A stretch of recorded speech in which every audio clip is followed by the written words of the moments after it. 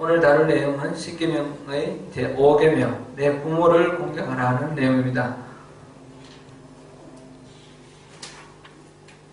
우리는 모두 다 부모를 공경해야 한다는 것은 다 알고 있죠. 근데 왜 부모를 공경해야 합니까? 그리고 성경에는 부모를 공경하라는 말은 있는데 내 자녀를 사랑하라 이런 말은 없습니다. 그거는 물론 다른 데는 있는데 10계명에 그게 없습니다. 뭐 부모에 대해서 공경하라 그러면 자녀를 사랑하는 말도 균형 있게 나오는 거 좋겠는데 왜 없죠? 자식을 사랑하는 것은 아마 본능이라서 계명을 안 주셔도 자연적으로 사랑할 텐데 부모를 공경하는 것은 저절로 나오는 게 아닌 것 같습니다. 우리가 결단을 하고 또 애써 노력해야만 부모를 공경할 수 있으니까 그래서 이 계명을 주신 것 같습니다. 동양의 유교 사상에서도 부모 공경하는 것은 중요한 덕목이죠. 유교 윤리에서 가장 기본 덕목이라고 하는 삼강오륜에 보면 부의, 자강, 부모는 자녀가 부모를 공경하는 것이 모든 일의 으뜸이다 이런 게 있고요. 부자유친, 부모와 자녀 사이에는 친이라는 사랑을 말합니다. 의질린자 사랑 그와 같은 뜻입니다. 부모와 자식 간에는 깊은 사랑의 그런 관계가 되어야 한다. 그런 덕목이 있고요. 또 효와 충은 유교 윤리 중에 가장 기본적인 덕목이다 그렇게 말합니다. 부모님께 효도하는 것, 국가에 충성하는 것. 우리가 부모를 공경해야 한다는 것은 유교 사상의 이 효와 같을까요, 다를까요? 유교에서 말하는 부모를 공경하는 효라는 개념하고 기독교에서 부모를 공경하는 그 개념은 어떤 상관관계가 있을까요? 기본적으로는 같은 방향이다 이런 생각이 듭니다.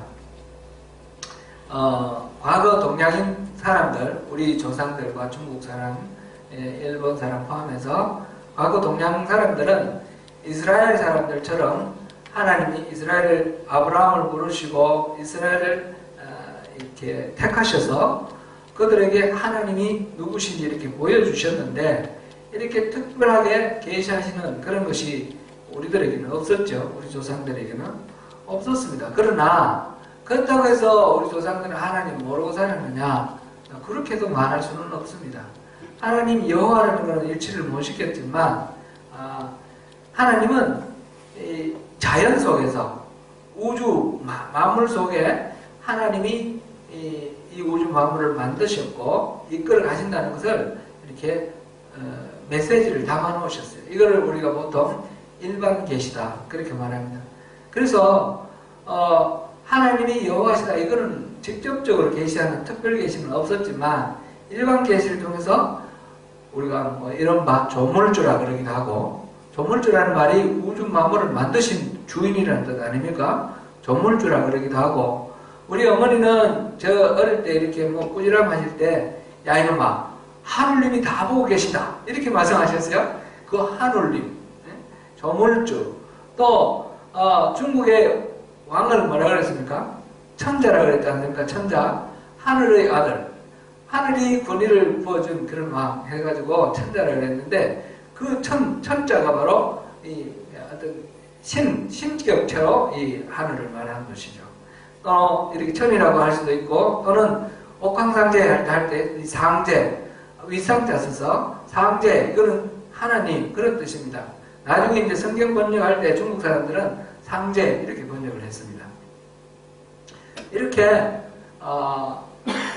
하나님이 어떤 분이신지 일반 계시를 통해서 자연을 통해서 알았고 그래서 그 하나님이 주시는 질서 이를테면 이 효도 부모님께 효도하라 부모를 공경하라 하는 것도 그런 식으로 알고 있었다 이렇게 생각이 됩니다. 그러나 그렇게 알고 있는 것하고 하나님이 구체적으로 명령 주셔서 그렇게 아는 거하고는 차이가 있죠. 그럼 이 효하고 성경에 말씀하시는 이 부모를 공경하라는 말은 어떤 차이가 있을까요? 기본 방향은 같다고 제가 말씀드렸는데 그런데 차이가 있을 겁니다. 기본 방향은 또 한 가지 제가 또 말씀드릴 거는 이제 윤리가 있잖아요. 윤리가 있는데 동양사상에서 윤리가 있는데 천륜이 있고 인륜이 있습니다. 인륜은 인간과 인간 사이의 윤리이고 천륜은 하나님과 인간 사이의 윤리라고 그렇게 말할 수도 있습니다. 부모와 자식 간의 윤리는 천륜입니까? 인륜입니까? 이거는 천륜입니다. 그죠? 천륜. 하나님이 맺어주신 관계. 우리가 자발적인 어떤 의지에 의해서 이렇게 만나는 부부하고는 다르게 하나님이 맺어주신 관계이기 때문에 부모와 자식 간의 관계는 천륜입니다. 그래서 이거는 천륜은 인간이 어떻게 움직일 수가 없는 겁니다. 그래서 절대적인 윤리 기준. 그래서 그런 측면에서는 이 방향이 같다 이렇게 말할 수가 있고요. 그러나 차이가 있는데 어떤 차이가 있는지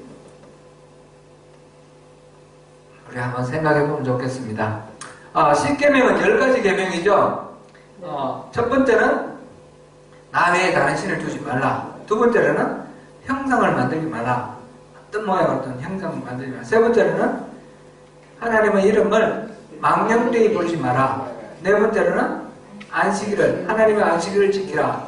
다섯 번째가 지금 내 부모를 공경하라. 여섯 번째는 살인하지 말라. 일곱 번째는 간음하지 말라. 여덟 번째는 도둑질하지 말라. 아홉 번째는 거짓 증언하지 말라. 그 다음에 열 번째는 이웃의 것을 탐내지 말라. 자, 이 중에 우리 통상 보통 이 10가지 계명은 예수님이 나중에 가장 중요한 계명으로 두 가지 말씀하셨는데 하나님을 사랑하라는 거하고 이웃을 사랑하라는 거, 이 두 가지 계명으로 이렇게 요약을 하셨는데 이 10계명이 바로 하나님과 나와의 관계, 나와의 이웃과의 관계 이걸 드러내는 그런 기본적인 계명이다. 우리가 이렇게 알고 있습니다. 그렇죠? 그럼 하나님과 나와의 계명은 어디서부터 어디까지입니까? 1계명부터 4계명까지인가요? 5계명까지인가요? 아리아리 합니다. 그죠? 제가 여기 뭔가 함정을 파놓고 지금 질문하는 것 같은 그런 느낌 있죠?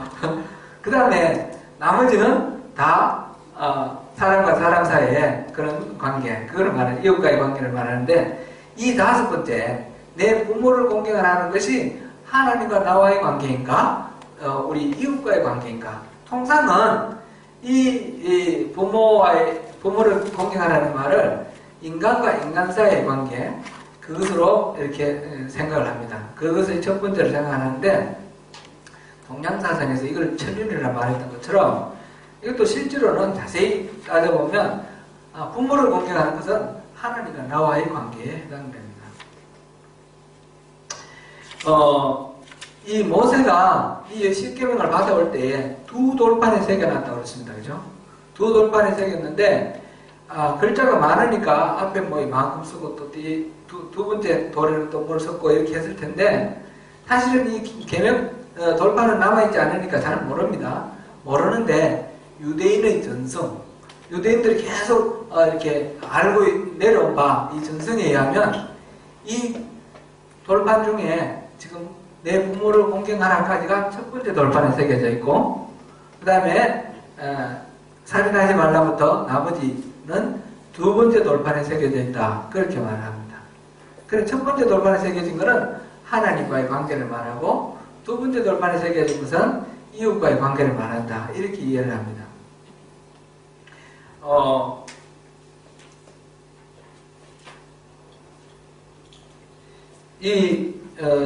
왜 이 하나님과 내 부모를 공경하라는 이 말이 왜 하나님과의 관계를 말하는 것이냐, 그것을 우리 생각해 봐야 되겠는데요.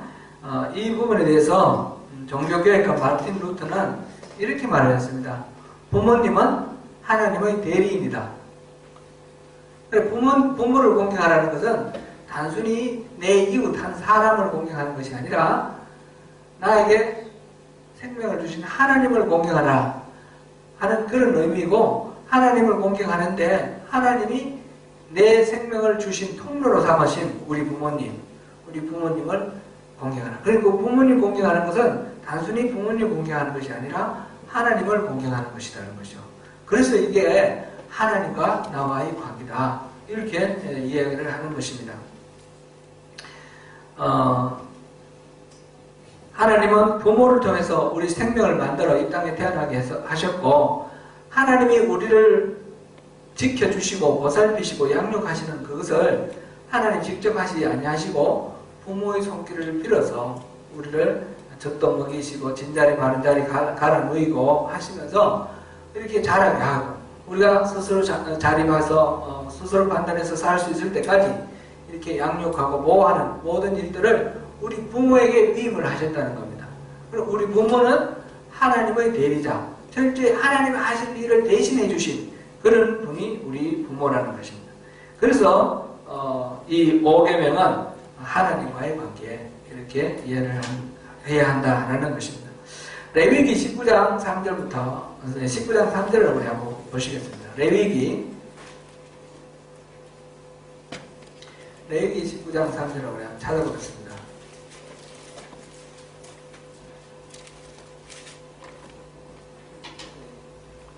레위기 19장 3절 우리 한번 같이 한번 읽어보겠습니다. 시작. 너희 각 사람은 부모를 경외하고 나의 안식일을 지키라. 나는 너희의 하나님 여호와니라. 아멘. 지금 19장 2절에 보니까 너는 이스라엘 자손의 온 회중에게 말하여 이르라. 너희는 거룩하라. 이는 나 여호와 너희 하나님이 거룩함이니라. 하나님이 우리에게 거룩하라고 말씀하시면서 그 첫 번째로 우리에게 주신 말씀이 부모를 경외하라, 안식일을 지키라. 이 두 가지를 하나의 계명으로 이렇게 말했습니다. 각 사람은 부모를 경외하고 안식일을 지키라. 이렇게 했습니다. 우리 레위기 우리 새벽 매일 성경을 통해서 이렇게 쭉 봤는데요. 레위기 기억나시죠? 1장부터 10장까지는 뭐라고요? 제사법, 그죠? 11장부터 17장까지는 정결법, 또 다른 말로 깨끗법, 그죠? 깨끗법. 그 다음에 18장부터 마지막까지는 성결법, 거룩법, 그렇죠?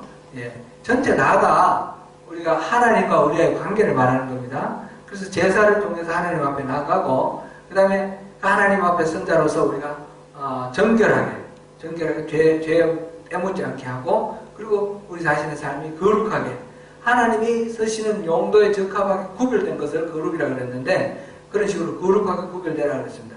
지금 18장에도 그 이야기가 나오고 19장에 본격적으로 이제 거룩 이야기가 나오거든요. 거룩 이야기가 나오는데 첫 번째로 이제 거룩 이야기를 하면서 너희 부모를 경외하고 나의 안식일을 지키라. 이렇게 됐습니다. 여기서 앞에서는 부모를 공경하라 그랬는데, 공경하라보다 경외하라가 더 강한 그런 표현입니다. 공경하라보다도 경외라는 말은 공경하는 것에 대한 보태기, 두려움까지, 아주 두려워하는 그런 마음, 두렵고 뚫리는 마음으로 이 하나님이 우리의 잘못을 인하여 마음이 다치시고 힘드시고 이렇게 실망하시고 이렇게 되신 것을 생각을 하면서 두려워하고, 절대로 하나님 앞에 그런 어려움을 드리지 않을 그런 마음, 떨리는 마음으로 그렇게 하나님 앞에 나아가는 그런 것이 경외하라고 그랬는데, 하나님에게 쓰던 그 경외라는 단어를 부모에게 쓴 거예요. 그러니까 부모를 공경하는 말은 이 하나님을 경외하는 거라고 같은 수준이다라는 것을 나타냈고, 안식일을 지키는 것, 하나님의 안식일을 지키는 것하고 부모 공경하는 것을 같이 이렇게 묶어놨습니다. 그만큼 부모 공경은 사람과 사람 사이의 관계가 아니라 하나님과 우리 사이의 관계다. 이런 것을 이렇게 우리가 볼 수가 있습니다. 안식일도 우리가 쉬는 날이 안식일이 아니죠? 안식일 지난번에 우리 봤는데, 안식일의 주인은 누구예요? 하나님이에요. 그죠? 예수님이시고, 하나님이 안식일을 지키라 하시면서 나의 안식일을 거룩히 지키라. 나의 안식일을 지키라. 이렇게 말씀하셨어요. 그래서 우리가 안식일을 지키는 것은 단순히 일 안 하고 쉬는 것이 아니라 하나님의 창조 활동, 하나님의 재창조 활동, 그의 완성, 그 완성을 이루는 것이 안식일을 지키는 거다 그랬습니다. 그래서 하나님께서 그 창조 활동을 하시고 그 다음에 그거 보고 기뻐하시면서 또 허물어진 거, 어그러진 거, 파괴된 거 이런 것들을 같이 고치시는 거. 그래서 구덩이에 빠진 사람 그 양이라든지 나귀를 건져내는 것처럼 병든 자를 고치시고 아기 엄마의 태중에서 아기가 자라게 하시고 모든 생명 활동을 하시지 않습니까? 그 생명 활동을 하시는 것 그거에 동참하는 것이 안식일이다 그렇게 우리가 봤습니다. 그래서 안식일은 예배하는 것, 하나님의 창조 활동을 돕는 것 그것이고 그것이 주인이 바로 하나님이시기 때문에 그렇습니다. 지금 그와 동시에 이 부모를 공경하는 것도 하나님을 공경하는 것, 경외하는 것, 그 단어를 써서 부모를 공경하라 그렇게 말을 했습니다. 그래서 우리가 하나님을 부모를 공경하는 것은 하나님의 백성으로 이렇게 살아가는 거룩함의 관문이다. 부모 공경하는 거하고 우리가 거룩해지는 거하고 이렇게 긴밀하게 관계가 있다는 것입니다. 이것을 통과해야만 우리가 하나님의 백성답게 구별되는 그런 삶을 살 수 있다는 것입니다. 부모는 누구도 완전하지 않습니다. 우리도 부모라서 우리가 스스로 다 압니다. 우리도 약점이 많죠? 허점이 많고 부모 되기 전에 부모 교육 따로 받고 부모 되신 분 있으세요? 없을 겁니다. 그래서 부모가 되고 난 뒤에 시행착오도 많고 우리 자녀를 사랑하는 것은 본능적으로 나타나는 사랑인데 이 사랑을 표현하는 것은 우리의 어떤 방식이거든요. 그래서 자녀들에게 사랑을 표현한 것이 아픔이 되고 상처가 되고 자녀들의 어떤 성격 형성에 또 플러스도 되고 마이너스도 되고 참 이렇습니다. 그렇기 때문에 부모를 공경한다는 것이 절대적으로 무조건 부모가 옳고 그래서 공경할 만한 가치가 있어서 그래서 공경하라 이런 뜻은 아닙니다. 다시 말씀드리면 부모는 공경할 만한 가치가 없더라도 공경해야 된다 그런 뜻입니다. 우리 부모 중에 이렇게 생각해보면 그렇게 공경할 만한 그런 이유하고 상관없는 경우가 많이 있죠. 부모 중에는 나쁜 사람도 있고요. 도둑놈도 있고요. 부모 중에는 아주 악독한 사람도 있어요. 자녀를 단순히 자기의 욕망을 채우기 위해서 대리 욕구를 위해서 그렇게 이렇게 억압하고 착취하는 그런 경우도 있을 뿐만 아니라 심지어는 이렇게 보면 뉴스 같은 데 보면 막 성적 착취도 하잖아요. 부모가 그런데 어떻게 공경해요? 참 이게 참 난감한 그런 내용입니다. 부모들도 다 인간이고 죄인이고 그런 한계를 가진 그런 연약한 존재들인데 우리가 공경할 만한 가치가 없는 부모를 어떻게 공경하느냐 이거죠. 그러나 하나님은 그런 부모도 공경해야만 우리가 하나님의 그 목적에 쓰임받을 수 있는 하나님의 사람이 될 수 있다. 우리가 거룩하게 구별될 수 있다. 거룩함의 관문에 바로 그 부모를 공경하는 것이 있다라는 것입니다. 그래서 여기서 우리가 좀 고민이 되고 또 생각해 볼 부분이 있습니다. 에베소서 6장 1절부터 4절까지 우리가 보시겠습니다.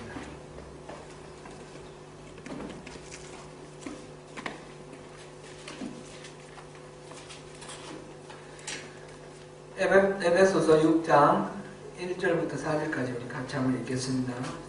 시작.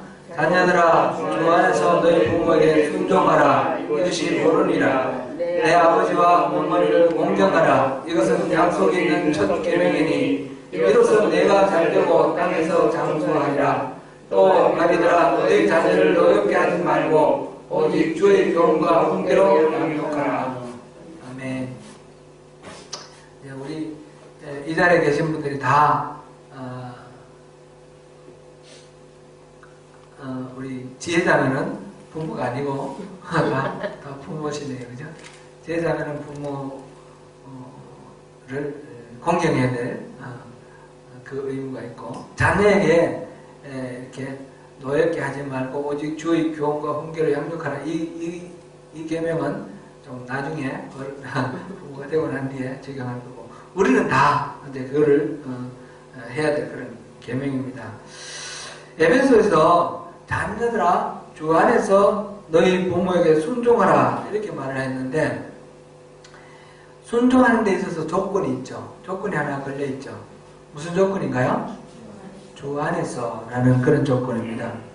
부모의 말이라고 무조건 순종, 복종하는 것은 아닐 수도 있다라는 말입니다.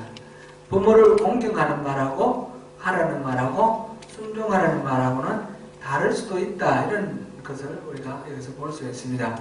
십계명이 주어질 때는 이스라엘 전체, 이스라엘 민족에게 주어진 계명입니다.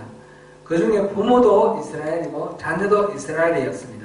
근데 에베소 교회에 편지를 쓴 바울이 이 편지를 쓸 때에 에베소 교회 교인들은 본인들은 예수를 믿어서 영접해서 그리스도인이 됐지만 그 부모는 아닌 경우가 많습니다. 그렇죠? 다 단 1대, 2대 이런 정도의 초기 아닙니까? 초대교회니까. 그 경우를 보면 우리랑 비슷한 것 같습니다. 우리도 뭐 이 중에 모태신앙도 있지만 우리 당대에 예수를 영접한 경우도 있고, 그리고 우리 부모는 이 하나님 나라를 알지 못하는 그런 경우도 있습니다. 이럴 때에 부모에 순종한다는 것이 무조건 순종하는 것은 아니죠. 우리 뭐 보면 부모들이 자녀들이 그 예수 믿고 교회 가는 것도 못하게 막는 경우도 있지 않습니까? 극단적인 비유로 그렇게 부모가 말씀하시는 것이 하나님의 계명과 정면으로 충돌하는 그런 경우도 있습니다. 그럴 때 어떻게 하느냐? 주 안에서 복종하라, 그런 말입니다. 무조건 복종해야 되는 것은 아닐 수도 있다. 그런데 이 에베소서 자녀들아 주 안에서 너희 부모에게 순종하라, 이것이 옳으니라, 이것이 옳으니라, 이건 여기서 이유를 따지지 말고 이건 당연하다, 그냥 그 자체로 옳다, 그런 의미죠. 이렇게 말씀하시면서 이것만 말씀하신 게 아니라 내 아버지와 어머니를 공경하라, 이것은 약속이 있는 첫 계명이니, 이렇게 되어 있습니다.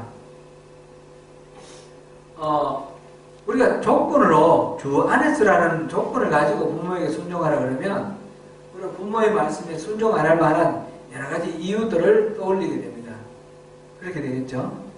그래서 부모를 멀리하거나 또 부모를 대적하거나 부모에게 반발하거나 이런 것들이 주 안에서 복종하라 그랬죠. 주 안에 아니면 우리 얼마든지 그럴 수 있잖아. 이런 식으로 우리 스스로의 행동을 합리화할 수가 있습니다. 그런데 이 편지에서 바울 사도는 십계명을 그대로 갖고 왔습니다. 그래서 주 안에서 순종하라, 동시에 내 부모를 공경하라, 내 아버지와 어머니를 공경하라, 이것은 약속이 있는 첫 계명이다, 이렇게 말했습니다. 그리고 이로써 내가 잘되고 땅에서 장수하리라. 이 이야기, 주 안에서 순종하라는 말하고 내 부모를 공경하라는 말, 이 두 가지가 말하자면 균형을 이루어야 되는 것입니다. 이 두 가지는 같은 말이 아니고 서로 밀고 땡기나 기랑 관계에 있는 그런 말입니다. 주 안에서 복종하라, 이 말은 부모님의 말씀을 순종을 하는 데 있어서 예외가 있다, 예외가 얼마든지 있을 수 있다라는 것입니다. 예수님께서 바리새인들과 논쟁하는 가운데 그런 얘기를 했죠. 예수님의 제자들이 손을 씻지 않고 밥 먹는다고 해서 이렇게 바리새인들이 시비를 걸었을 때 예수님께서 그 입으로 들어가는 것이 더러운 것이 아니라 입에서 나오는 것이 더러운 거다, 그렇게 말씀하시면서 너희들은 조상의 유전을 가지고 율법을 어겼다, 그 말씀하셨는데, 너희들은 고르반이라고 하면, 고르반이라는 말이죠, 이거 하나님께 바쳐졌다 라고만 말하면 부모를 공경하지 않아도 된다, 이렇게 생각하는데 십계명에는 분명히 부모를 공경하라 했어. 그러니까 여기에는 예외가 없어, 이 말씀을 하신 거예요. 어떤 이유로도 부모를 공경하라는 것을 이게 벗어날 수 없다, 예수님이 말씀하셨어요. 이게 바로 여기에 적용됩니다. 주 안에서 순종하라는 말, 이 말을 가지고 부모를 공경하지 않아도 된다라고 이렇게 말을 하면 안 된다는 것입니다. 경우에 따라서 순종을 안 하더라도, 경우에 따라서는 부모님의 말씀을 거역을 할지라도 그래도 부모를 공경하는 것에서는 예외가 없다는 것입니다. 부모를 거역하는 상황 속도 공경을 해야 된다, 이런 얘기가 됩니다. 여기에는 예외가 없다라는 그런 내용입니다. 우리 주님께서 그렇게 말씀하셨던 것, 마태복음 15장에서 직접적으로 이렇게 말씀하셨어요. 하나님이 이르셨을 때 내 부모를 공경하라 하시고 또 아버지나 어머니를 비방하는 자는 반드시 죽임을 당하리라 하셨거늘, 마태복음 15장 4절 말씀입니다. 이 부모를 공경하라는 말씀하고 아버지나 어머니를 비방하는 자는 반드시 죽임을 당하리라 하는 이 두 가지 성경 말씀을 인용을 했습니다. 내 부모를 공경하라, 이거는 이제 우리 십계명에 나오는 얘기고요. 그러면 나머지 반드시 비방하는 자는, 내 아버지나 어머니를 비방하는 자는 반드시 죽임을 당하리라, 이 말씀도 성경에 나오는 말씀인가요? 그럴 수도 있습니까? 부모를 저주하는 경우가 있어요? 있을 수 있죠. 화가 나면 부모에게도 욕하고 댐벼 들고 저주하는 경우도 있습니다. 그런데 이것은 부모님 말씀에 순종하지 않는 것하고 부모를 대적하고 또 이 저주하는 것하고는 전혀 다른 차원의 이야기입니다. 출애굽기 21장 15절에 보니까, 지금 20장 우리 보고 있는데 21장 15절에 자기 아버지나 어머니를 치는 자는 반드시 죽일지니라, 그렇게 했고요. 21장 17절에는 자기의 아버지나 어머니를 저주하는 자는 반드시 죽일지니라 그랬습니다. 부모에게 손을 대는 경우, 그럼 부모에게 저주하는 경우, 이럴 때는 반드시 죽이라고 했습니다. 우리나라 법, 뉴질랜드 법은 제가 잘 모르겠어요. 뉴질랜드는 성문법이 안 돼 있으니까 관습법으로 판례를 이렇게 하니까 좀 다른, 불문법이니까 좀 다르겠지만, 그래도 한국 같은 경우 보면 부모님을 이렇게 손대는 경우, 직계 존속을 상해를 입히거나 폭행하는 경우에는 감옥에 가죠. 이거 분명히 기소되어서 벌을 받게 되어 있습니다. 그리고 심하게는 무기징역까지도 갈 수 있고요. 신명기 21장에 보면 성경의 구체적인 사례가 나오는데, 신명기 21장 18절에서 21절이니까 우리 한번 찾아보겠습니다. 신명기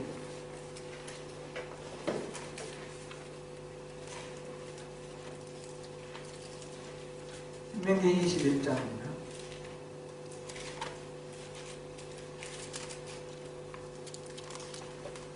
(21장) 18절에서 21절까지 같이 한번 읽겠습니다. 시작. 사람에게 완악하고 폐역한 아들이 있어 그의 아버지의 말이나 그 어머니의 말을 순종하지 아니하고 부모가 지지하여도 순종하지 아니하거든 그의 부모가 그를 끌고 성문에 이르러 그 성 장로들에게 나아가서 그 성 장로들에게 말하기를 우리의 이 자식을 완악하고 폐역하여 우리의 말을 듣지 아니하고 반항하며 숫대에 담긴 자라 하면 그 성읍의 모든 사람들이 그를 돌로 쳐 죽일지니 이같이 내가 너희 중에서 악을 제하라. 그리하면 온 이스라엘이 듣고 두려워하리라. 이제 에베소서의 경우 주 안에서 순종하라 하고 좀 경우는 다르게 우리가 이해를 하면서 이스라엘에게 이제 주신 말씀입니다. 이 부모에게 순종하지 않는 자, 부모에게 대적하고 맞서는 자에게는 공동체가 벌을 내려서 돌로 쳐 죽이라, 그렇게 말씀하셨습니다. 왜 이렇게 가혹한 처벌을 정했을까요? 부모 중에 자식들을 이렇게 끌고 나가서 죽기를 원하는 사람은 아마 없을 겁니다. 부모들은 본능적으로 자식을 감싸게 되어 있습니다. 그러나 이런 법을 가지고 엄중하게 이것을 다스리라고 했습니다. 제가 한 10년 뉴질랜드 오기 전이니까 한 15년 전인 것 같습니다. 강남구청에서 일하시는 어떤 분한테 이제 말씀을 들었는데, 그 노인 유기가 그렇게 많다는 거예요. 거의 하루에 한 건꼴로 이렇게 나온다는 거예요. 근데 그래 노인들을 버리고 이렇게 해서 이제 구청에서 그 노인을 복지기관에 이렇게 맡기고 이렇게 하는 그 일을 하는데 이 노인들이 한결같이 기억상실증에 걸렸다는 거예요. 실제로는 아닐 거예요. 근데 주소가 뭐냐, 전화번호가 뭐냐, 이름이 뭐냐, 자식이 어디 있느냐 다 잊어버렸다고 해요. 다 잊어버렸어요. 왜 그렇죠? 본능적으로 자식을 감싸는 거예요. 자기는 버린 자식이지만 그런 못된 몹쓸 자식이지만 그래도 그 자식에게 누가 돌아갈까봐 세상에 손가락질 돌아가고 이 비난받고 이럴까봐 자식을 보호하려고 다 잊어버렸다고 그러는 거예요. 기억상실증. 자기 관한 신상은 다 잊어버리는 거예요. 버림받은 노인들의 공통적인 예외 없이 공통적인 현상이다. 그런 이야기를 들었습니다. 부모들은 그렇죠. 자식들이 자기를 버려도 그 자식들을 보호하고자 하는 게 부모입니다. 그 자식들은 그런 부모의 그 마음을 모르고 부모에게 대적하고 불순종하고 맞서고 또 부모에게 손짓검하는 경우도 있고 부모에게 저주하는 경우도 있습니다. 이 죄의 심각성이 얼마만큼 중요한가 하는 것을 나타내는 말이 바로 이 신명기의 이야기입니다. 하나님은 부모에게 공경하라는 계명을 주시면서 다른 계명과는 달리 약속을 하나 더 주셨습니다. 그것이 무엇입니까? 땅에서 장수하리라. 땅에서 장수하리라. 지금 그리하면 내 하나님 여호와가 내게 준 땅에서 내 생명이 길리라. 지금 12절에 그렇게 기록되어 있습니다. 부모를 공경하는 사람에게 주시는 복. 이 계명들이 다 그렇지만 특별히 이 계명은 부모를 공경하라는 이 계명은 약속을 주셨습니다. 그래서 약속이 붙은 첫 계명이라고 하는데 사실상 첫 계명이라는 것은 첫 번째 나오는 계명이라는 것보다는 아주 중요한, 가장 중요한 그런 뜻입니다. 약속이 처음 있는 것은 위에 그 두 번째 계명에 그 약속이 있죠.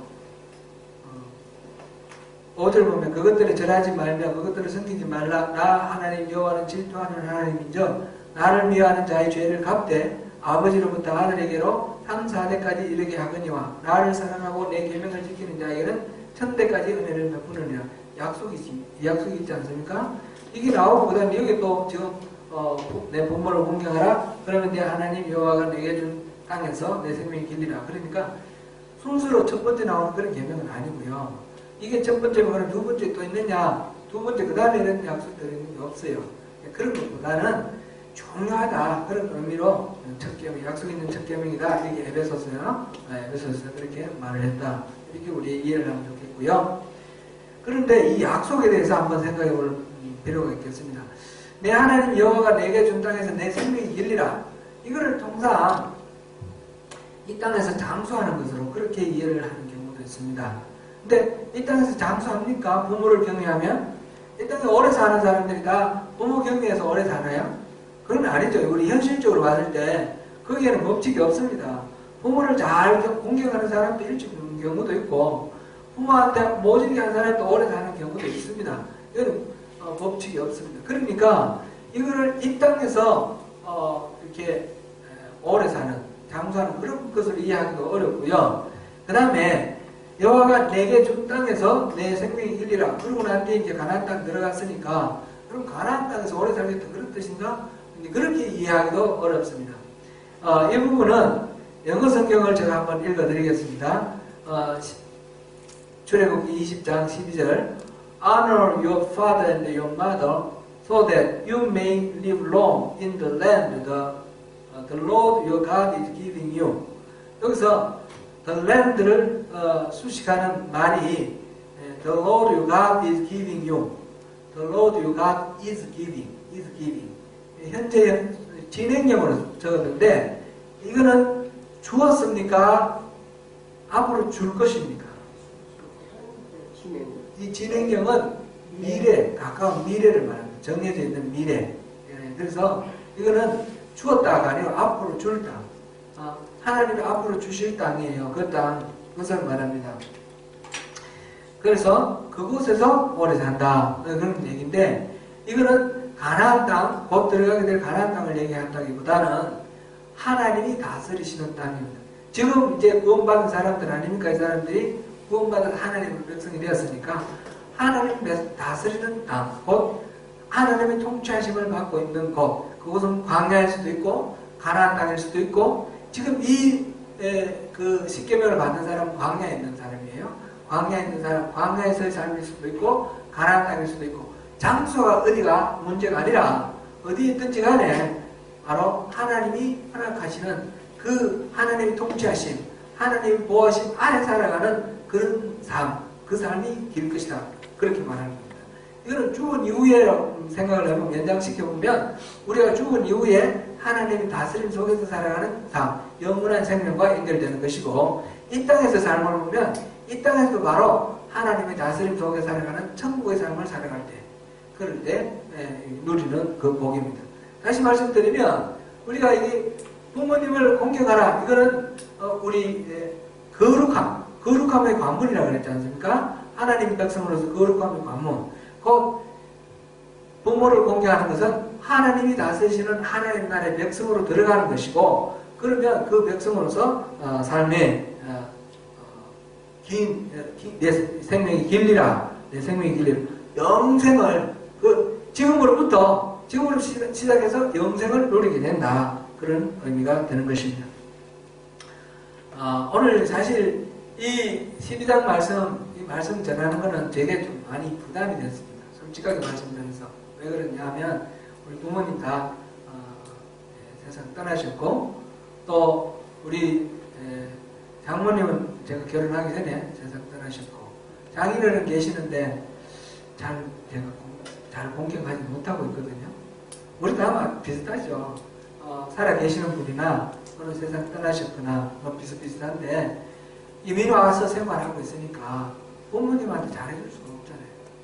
잘해드릴 수가 없고, 우리 마음이 너무너무 이렇게 안타깝고 아프고, 또 연로하셔서 지금 병원에 계시고 뭐 이런 가운데서 우리는 이곳에 사니까 죄책감도 있고 그러는데, 그런 무거운 마음을 가지고 또 제가 말씀을 드립니다. 아직 부모님 살아계시는 동안 최선을 다해서 그 부모님을 마음을 편안하게 이렇게 해드리는 것. 부모를 공경하는 것은 우리 젊을 때는 부모님의 말씀에 순종하는, 말씀을 존중해드리고 잘 받아들이면서 순종하는 그것으로 표현이 되어야 되고, 부모님이 연세가 많으시면 이제 스스로 살아가실 수 있는 그런 경제적인 능력이라든지 육신의 능력이 없을 때는 또 우리가 봉양하는 것으로 그렇게 우리 부모님을 공경해야 되겠죠. 그런데 우리는 또 여러 가지 한계가 있고, 그런데 전화라도 좀 자주 하고, 또 가능하면 모실 수 있으면 모시고, 그런 식으로 우리가 해야 될 것 같습니다.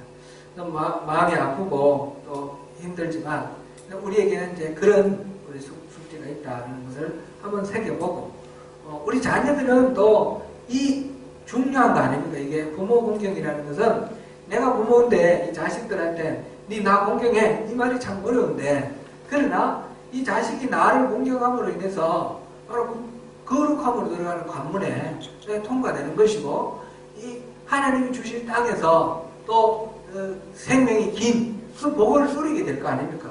그럼 우리 자녀들에게는 부모를 공경하는 것을 가르쳐야 되는 거죠.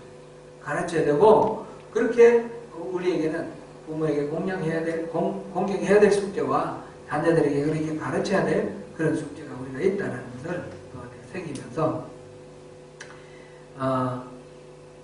이것은 단순히 또 우리 나의 그 혈육의 부모만을 말하는 것이 아니라, 또 우리 사회적으로 봤을 때 우리 부모 세대 전체에 대해서 존중하라, 그런 의미로 우리가 확장해서 받아들이는 것이 좋겠습니다.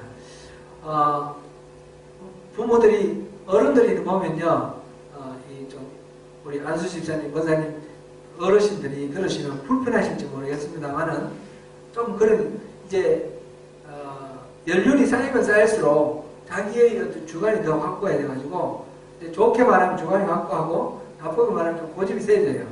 그래서 조금 이 융통성이 줄어들고 신축성이 좀 줄어드는 그런 면이 있어요. 그래서 젊은 사람들이 어른들하고의 관계에서 그게 좀 많이 힘들고 그런 부분이 있습니다. 그러니까 어르신들은 그런 상황을 인식을 하고 젊은 사람들의 그 생각을 받아주고 읽어주고 용납하는 것을 늘 이렇게 마음에 우리가 두고 이렇게 훈련을 해야 되는 부분이 있고요.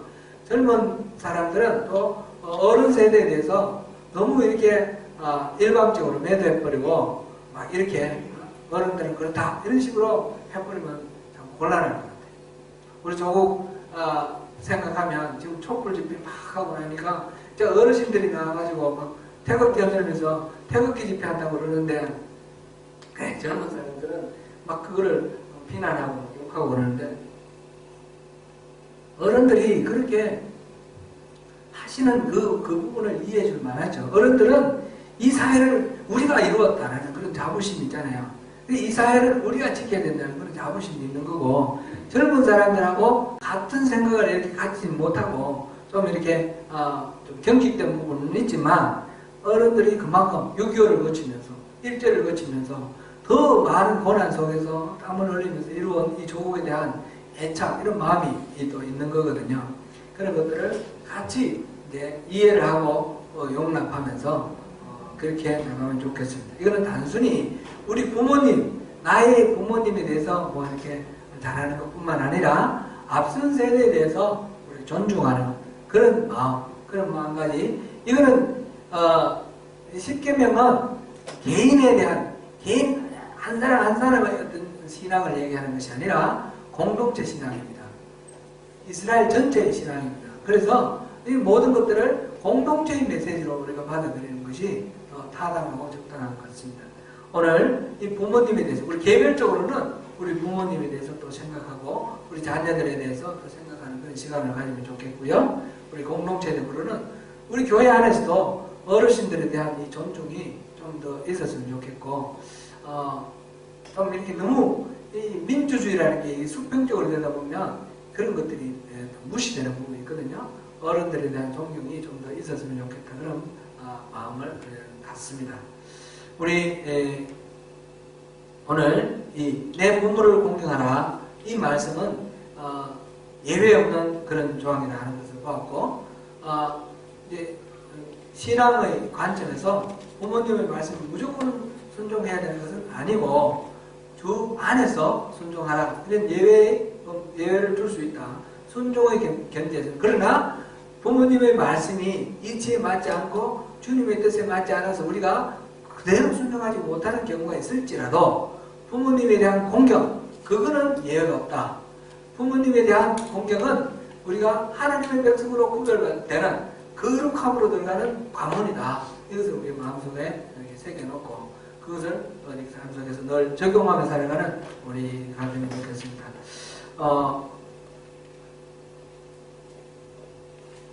우리 또 이민자로서의 애환도 있고 우리 함께 서로 그 마음 애환을 공유하면서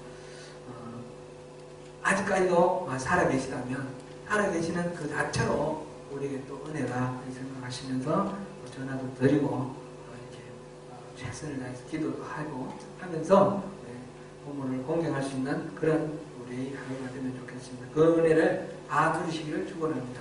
기도하겠습니다.